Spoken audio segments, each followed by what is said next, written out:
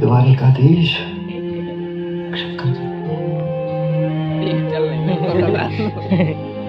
લક્ષ્મી નારાયણ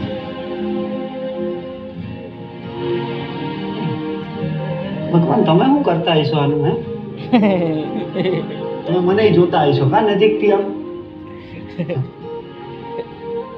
રાખું હું રાખું એ નટરાજ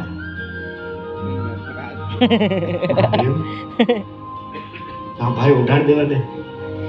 ક્યાંક તમે ગુસ્સે થઈને ન કાઢો તો મને